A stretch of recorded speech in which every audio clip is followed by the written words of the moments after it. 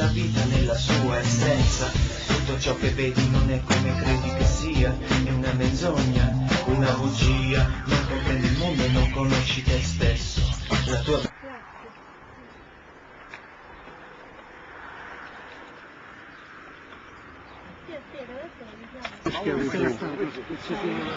Stiamo parlando. I contadini erano schiavizzati,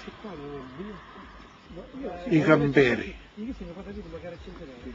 la disoccupazione, i disertori venivano classificati come banditi, erano schiavizzati, i camperi, la disoccupazione, i disertori venivano classificati come banditi, invece era gente che si ribellava.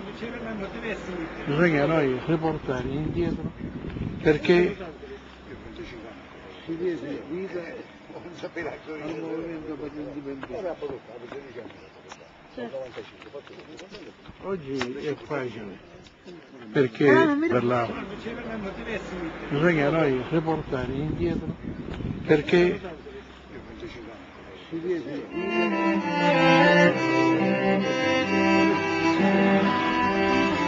i contadini erano schiavizzati,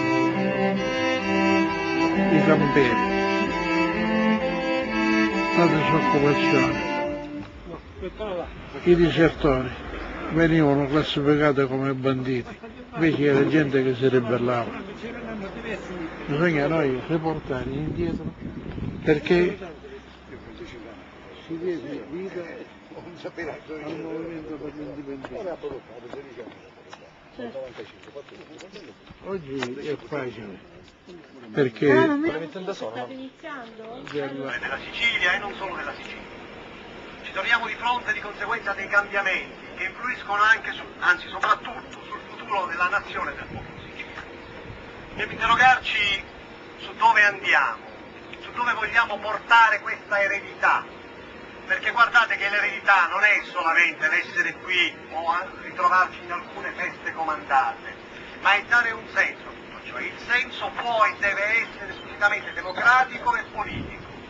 Dove sta andando l'indipendentismo? Dove sta andando il sicilianesimo? Anche alla luce di ciò che è avvenuto elettoralmente.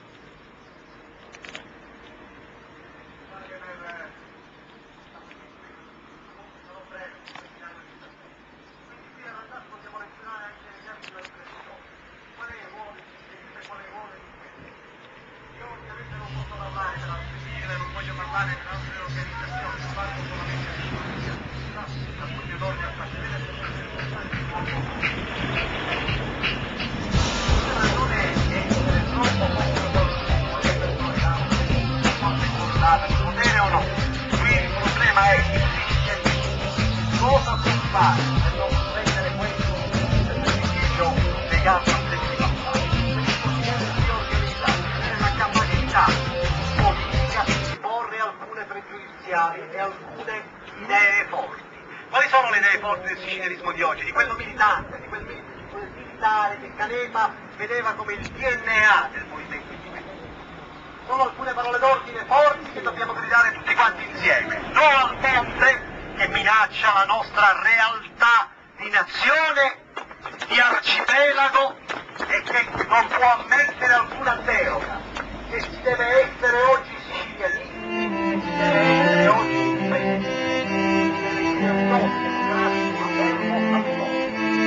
Altri tempi della questione sono no alla mafia. Io non posso mettere transigente su questo.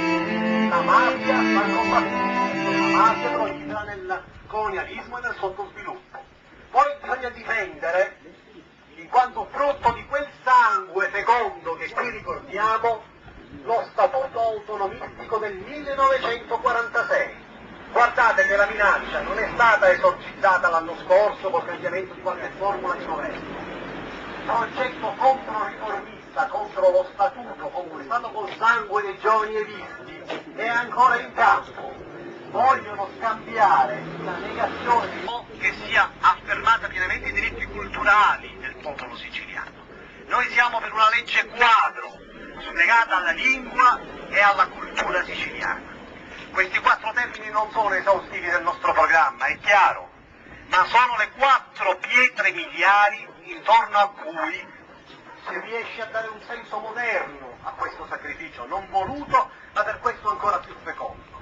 Per questo io credo che il fatto di essere qui, sotto il sole, nella canicola, come dice Pippo Chanot, abbia un valore fondamentale. Noi siamo qua per dire che, senza condannare a priori nessuno, abbiamo ben chiaro quale debba essere il percorso di chiunque voglia e abbia a cuore questa Sicilia. Tutto il resto è retorica, tutto il resto è un'offesa alla nostra intelligenza, al loro coraggio e alla loro visione di una Sicilia migliore, più equa e più prospera. Oggi, domani e sempre, Antudo, viva la Sicilia!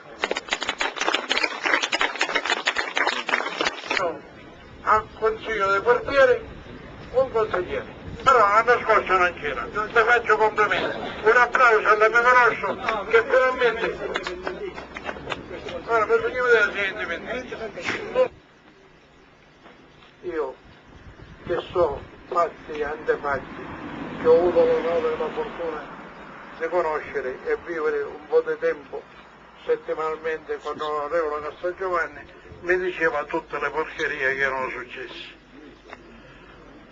Una sigla nata 2 anni e mezzo fa, interpretando la promessa dell'applicazione dello statuto speciale della regione siciliana, ha conquistato il potere. E allora è questione di ingegno, è questione di sapere che cosa sono i diritti che noi spettano. Io parlando Piaccio un po' alla filosofia per la vita e alla politica per costruire quel mondo che tutti si aspettano e dobbiamo costruire. Grazie. Siamo dentro le pecore, siamo dentro le pecore e quindi se non facciamo qualcosa per imparare per provare